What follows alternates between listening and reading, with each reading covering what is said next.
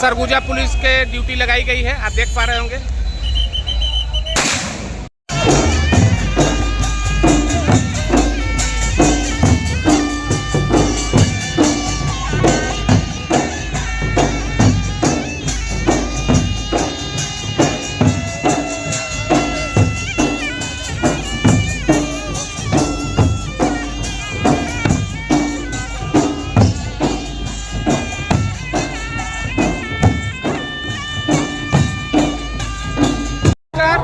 मैं प्रकाश गुप्ता, छत्तीसगढ़ न्यूज इरादा सच से आगे और मेरे YouTube चैनल में आपका स्वागत करता हूं।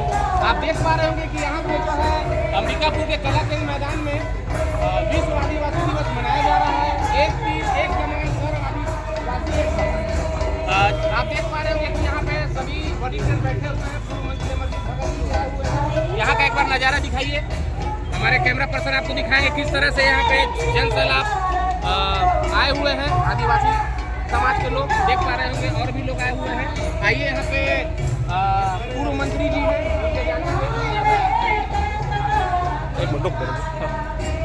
इसको ले हमारे साथ पूर्व मंत्री जी हैं अमरजीत भगत जी। आपका पहले हमारे चैनल में स्वागत है। बहुत बहुत धन्यवाद। तो जैसा कि आज यहाँ पे विश्व आदिवासी दिवस मनाया जा रहा है, क्या कहेंगे? विश्व आदिवासी दिवस का दिन आदिवासियों के लिए बहुत बड़ा दिन है। यहाँ भी उपस्थित जितने भी सदस्यगण हैं जो भोजन नहीं किए हैं, उनसे अपील है कि वो यहाँ से भोजन ग्रहण करने के पश्चात भी अपने घर की ओर प्रस्थान करेंगे। 1994 में जब भोजन व्यवस्था की जो व्यवस्था की गई है, आप सभी के लिए की गई है। विश्व आदिवासी दिवस मनाया गया। इसका गठन रूप से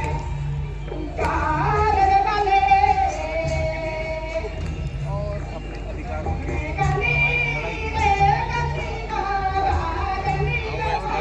आज इसका असर देखने को मिल रहा है। प्रदेश में और देश में जहाँ भी आदिवासी आज सब काम छोड़ करके बिहार के प्रदेश में आज उनकी लड़ाई का नतीजा है।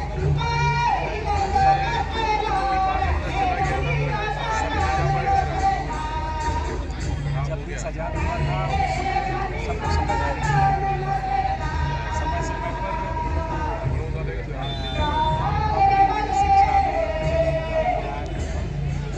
यूनिवर्सिटी जैसे बहुत सारे आगे बढ़ने का अवसर दिया। आज औद्योगिकरण के जमाने में आप स्थापित हुई पीढ़ी लोग इनकी बात सुनी नहीं। आज सबसे ज़्यादा जल जंगल और जमीन के मालिक आज सभी तालाब ऑपरेशन से जल और जंगल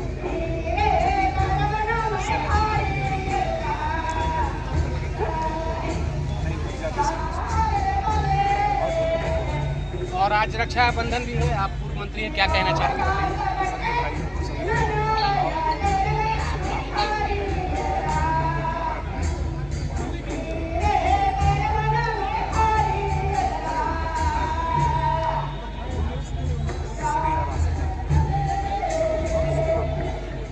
तो आप देख पा रहे थे कि यहाँ पे हमारे साथ पूर्व मंत्री श्री अमरजीत भगत जी थे, जिन्होंने जवाब दिया। अब मैं अपनी वाणी को विराम करता हूँ। जय हिंद, जय भारत, जय हिंद।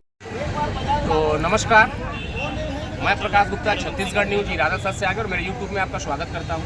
आप देख पा रहे होंगे कि मैं कला केंद्र मैदान में उपस्थित हूँ, जहाँ पे आप देख पा रहे हैं कि विश्व आदिवासी दिवस मनाया जा रहा है, जिसको लेकर यहाँ पे मनावी जी हैं, बताएंगे। जी आपका पहले हमारे चैनल में स्वागत है। बहुत बहुत धन्यवाद। आप विश्व आदिवासी दिवस में आप शरीक हुए हैं जी। और इस चैनल के माध्यम से जितने भी दर्शकों को मेरे ओर से विश्व आदिवासी दिवस के लिए बहुत बहुत धन्यवाद। तो आज विश्व आदिवासी दिवस मनाया गया, आप लोग का क्या क्या कार्यक्रम रखा गया हमें बताइएगा। आज विश्व आदिवासी दिवस यह 90 देशों में मनाया गया। ये सिर्फ भारत में सीमित नहीं है, ये 90 देशों में मनाया गया और 90 देशों के आदिवासियों ने अपने जो जंगी लड़ाई लड़े थे अपने टेरिटरी के लिए, अपने संस्कृति के लिए, अपनी बोली भाषा के लिए, आज दुनिया को यह बताने के लिए अंबिकापुर शहर में भी आदिवासी कला केंद्र मैदान में आयोजित सर्व आदिवासी समाज के आयोजक के बैनर तले आज विश्व आदिवासी दिवस का कार्यक्रम का शुभारंभ हुआ।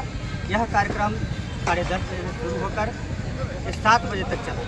कार्यक्रम का शेड्यूल यह रहा कि हम लोगों ने पूरे समाज प्रमुखों के साथ खड़ी चौक में एकत्रित होकर शहर के मुख्य मार्ग देवीगंज रोड, ब्रह्म रोड, सदर मार्केट को कवर करते हुए पुनः कला केंद्र मैदान में हम लोगों ने एकत्रित हुआ और यहाँ एक विशाल आम सभा का आयोजन हुआ। इस आम सभा में विशिष्ट अतिथि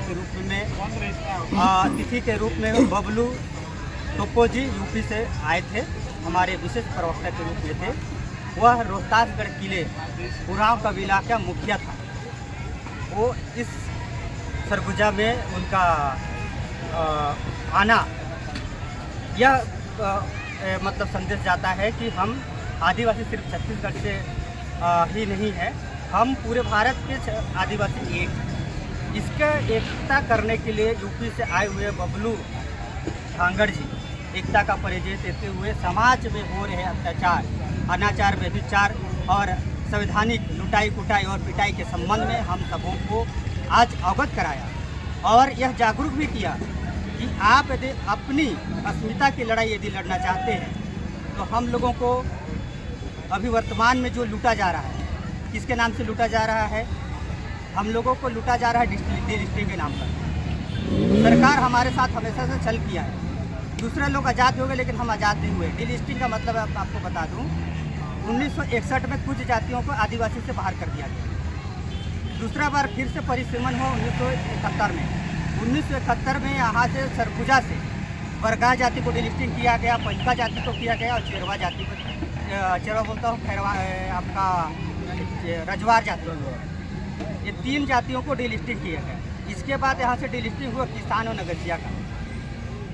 डिलिस्टिंग का मतलब ये होता है उसके संवैधानिक अधिकार समाप्त हो जाता। आज जितने भी डिलिस्टिंग हुए, पंचका समाज के पास एक भी जमीन नहीं है, बरगाह समाज के पास एक भी जमीन नहीं है और अभी वर्तमान में जो संकट गहरा रहा है उस एकता को परिचय देने के लिए कि अंबिकापुर में जो आदिवासी धर्म कालम को हटा देने के कारण दूसरे धर्म में अपने धर्म को अंकित किया गया, उसका मतलब सरकार एक प्रोपेगेंडा चलाकर आदिवासियों को तोड़ने की जो कोशिश कर रही है, डिलिस्टिंग करने की जो कोशिश कर रही है, वह डिलिस्टिंग के तहत हम आदिवासियों को फूट डालने की कोशिश कर रहा है। उसको एकता के परिचय में आज हम सर्व आदिवासी समाज, यानी कि हम लोग जाति धर्म से उठकर हम आदिवासी हैं, आदिवासियत के लिए एक हुए हैं और इस एकता का परिचय आज कला केंद्र मैदान में हम साबित कर दिए और यही एकता हम आगे बनाए रहेंगे।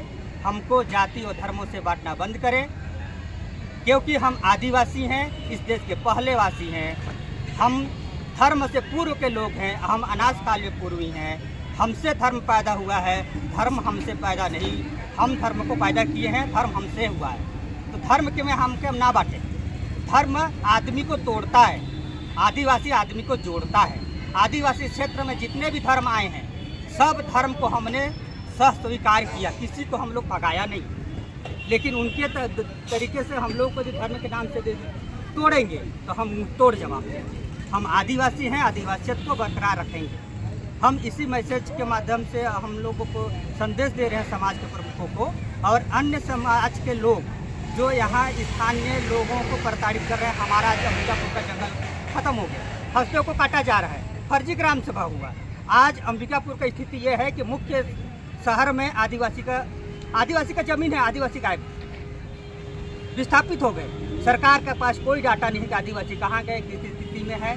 लेकिन उनके ज़मीन पे आज कार्यालय, कलेक्टर कार्यालय भी खड़ा है, कमिश्नर कार्यालय भी खड़ा है। लेकिन जिसकी सुरक्षा करने के लिए कलेक्टर कार्यालय खड़ा है, आज कलेक्टर कार्यालय के द्वारा फर्जी आदिवासियों के 170 ख का मामला अभी भी पेंडिंग है। यानी कि इस जमीन अनुसूचित क्षेत्र में कार्यपालिका के विस्तारीकरण अनुसूचित क्षेत्र पे जनजातियों को है, लेकिन कलेक्टर अपने मनमानी से, विधायक जो हैं हमारे सरगुजा संभाग के, वो भले आदिवासी समाज में जन्म लिए हैं लेकिन आदिवासी नहीं है। वो आदिवासी के नाम पे बनिहारी काम करते हैं। आज जितने भी लोग हैं आदिवासी लोग, चाहे हमारे सांसद हैं, हमारा सांसद रहते तो हमारे बीच में रहते, वो बनिहार करने के लिए गैर आदिवासी के समाज बनिहारी करने गया है, वो अपने बनिहार के कर रहा है, अपने पेट पर्दा पाल रहा है, आदिवासियों को मार रहा है। ऐसे नालायक विधायक सांसद नहीं बनना चाहिए। समाज को सही दिशा बताने वाला नेता होना चाहिए। आज समाज यदि रोड पे है, यदि हंसते कट रहा है, अंबिकापुर की जमीन लुटा रहा है और कोल माइनिंग के विस्थापन हो रहा है, तो हमारा अपमान नहीं हो रहा है विधायक सांसदों, आप लोगों का अपमान हो रहा है। विधानसभा में कुछ बोलो, यदि बोल नहीं सकते तो आके हमको बताओ कि हम गूंगे हैं, बहरे हैं बेटा, हम बोल नहीं पा रहे हैं, हम अपना पद को इस्तीफा दे रहे हैं। समाज के पास आए, हम सिखाएंगे, पढ़ाएंगे, नहीं जानते हो तो तुमको लिखाएंगे, पढ़ाएंगे, स्कूल में भेजेंगे। ऐसे लेकिन तुम लोग चुप रहोगे संसद में जाके, विधानसभा में जाकर, तो समाज कभी बर्दाश्त नहीं करेगा। समाज समझ चुका है, समाज जागरूक हो चुका है, समाज आज उनको हिदायत दे रहा है इस मीडिया के माध्यम से कि बोलना सीखो। बहुत मैं कहूँगा कि छत्तीसगढ़ के विधानसभा हुआ आपका जुलाई महीना में, उसमें कोई विधायक नहीं बोला। उसके पहले शीतकालीन विधानसभा सत्र हुआ, कोई नहीं बोला। तो हम किसके लिए बनाए हैं उनको, क्यों बनाए हैं? कितना बनिहारी काम करोगे? यदि समाज के पास यदि बनिहारी काम करोगे तो आपका बेटा बेटी का हम शादी ब्याह कराएंगे और अंतिम समय तक आपको साथ देंगे। लेकिन ऐसे बनिहारी काम करोगे तो आपको छोड़ेंगे। समाज जाग चुका है, आपको देख रहा है। और आज आदिवासी समाज अगुवा विहीन हो गया। उसका उदाहरण हमारे रैली में कोई भी विधायक सांसद और महापौर भी सम्मिलित नहीं हुए। हम आदिवासियों को अकेले छोड़ दिया। तो ऐसे बनिहार लोग सावधान हो जाओ, हम जाग चुके हैं। इस माध्यम इस प्रिंट मीडिया, इलेक्ट्रॉनिक मीडिया के माध्यम से उसको मैसेज देना चाहता हूँ, बनिहारी काम बंद करिए, घर को याद करिए। सुबह का भूला हुआ शाम को लौट आओगे तो भूला हुआ नहीं कहेंगे। यदि ऐसे भूलते रह जाओगे तो आपको बहुत जल्दी समाज भूल जाएगा। इतना ही कहकर जय जोहार, जय आदिवासी, जय भोला। भैया आपका नंबर दीजिए और ये जो बाइट है और भी इसको जो लोग हैं उनसे ही बात करेंगे। जी बताइए। आज जैसा कि सबको मालूम है, विश्व आदिवासी दिवस और विश्व आदिवासी दिवस से बड़े पैमाने पे आज मनाया जा रहा है। लेकिन इसका मेन उद्देश्य हम लोगों की ओर से ये है कि समाज इस दिन को अपनी जागरूकता लाने के लिए सेलिब्रेट करे और इसमें अपने दिशा और अपनी दशा को आकलन करे और आगे उसमें क्या अच्छा से अच्छा हो सकता है, अपना भविष्य कैसे सुधार सके आदिवासी समाज, उस पर चिंतन मनन किया जाए। इसी उद्देश्य को लेकर के आज पूरे आदिवासी समाज के लोग एकत्र हुए थे। और जैसा कि आदिवासी समाज जो कई बार षड्यंत्रों का शिकार होता है और होता है, अलग अलग रास्ते पे चलता है, लेकिन इस बार आदिवासी समाज एकजुट हुआ है और एक साथ आज का दिन को मनाया है और ये बहुत अच्छी बात है। और आने वाले समय में ये निश्चित तौर पे इसमें समाज में जागरूकता और एकता में और मजबूती आएगी। तो आज का दिन के लिए बहुत अच्छा रहा और इस मीडिया चैनल के माध्यम से मैं पूरे समाज को हृदय से धन्यवाद देता हूँ इस आयोजन में सहभागिता के लिए और साथ में सभी को हार्दिक बधाई और शुभकामनाएं देता हूँ कि पूरा समाज शिक्षित बने, संगठित होए और अपने हक अधिकारों को लेकर के जागरूक बने और अपना आने वाला पीढ़ी को कुछ अच्छा देखेगा। इतना ही कहना चाहूँगा। बहुत बहुत